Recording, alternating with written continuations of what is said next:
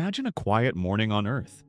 People wake up, stretch, turn on their lights, and go about their routines without the slightest clue that deep beneath their feet, something unimaginable is beginning to stir. For thousands of years, volcanoes have erupted individually, one here, another there, never in any coordinated way. Each is a solitary fire-breathing mountain, fueled by its own pocket of molten rock. But on this day, every volcano on Earth, every stratovolcano, shield volcano, caldera, undersea vent, and hidden fissure, awakens in the same instant. It starts with a low hum, so deep it rattles windows and shakes dishes and cupboards. Seismographs around the world spike, their needles slashing violently across paper. At first, scientists assume it's a massive earthquake, maybe the largest in recorded history. But then the tremors grow louder, more rhythmic, as if the planet itself is taking slow, heavy breaths. Birds fall silent, animals freeze. People step outside, confused, scanning the horizon. And then it happens. Every volcano, from the towering Andes to the steaming islands of Indonesia, from Hawaii's shield volcanoes to Iceland's fissures, from the ash-caked cones of Japan to the hidden giants beneath the Pacific Ocean, erupts at once. In an instant, Earth transforms. Columns of ash punch into the sky simultaneously, climbing tens of kilometers upward. Lava fountains burst from crater rims. Entire mountaintops explode in pyroclastic fury. Undersea volcanoes boil the oceans from below, sending plumes of superheated steam rushing toward the surface. The atmosphere fills with shockwaves so powerful they circumnavigate the globe within minutes. It is the loudest moment in human history. Cities near volcanoes vanish first. Pyroclastic flows, roaring avalanches of ash, gas, and molten rock, race down slopes faster than any human can run. They swallow forests, towns, highways, and everything else in their path. Darkness rolls across the land as ash thickens the sky. Within hours, a global curtain of volcanic dust blocks out the sun. But this is only the beginning. Earth has more than 2,500 active volcanoes on land, and countless more hidden below the sea. With all of them erupting together, the planet's crust undergoes unimaginable stress. Fault lines rupture. Earthquakes cascade. Entire coastlines tremble and collapse as magma chambers drain or burst. Tsunamis crash outward from volcanic islands as their caldras implode. Underwater eruptions displace so much water that ocean levels surge unpredictably, flooding ports and coastal cities. As the ash grows thicker, sunlight struggles to reach the ground.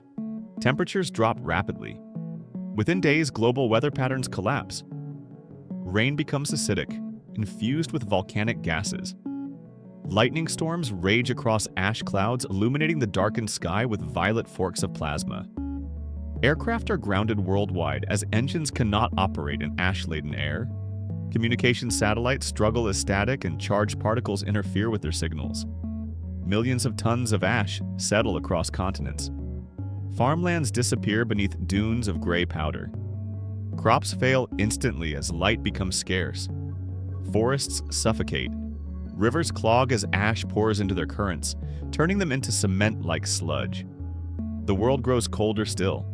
Within weeks, Earth enters a volcanic winter. Temperatures drop by several degrees, then several more. Snow begins to fall in regions that have never seen winter. Glaciers advance, oceans cool. The sun becomes a faint, hazy disk, barely visible through the global cloud of ash.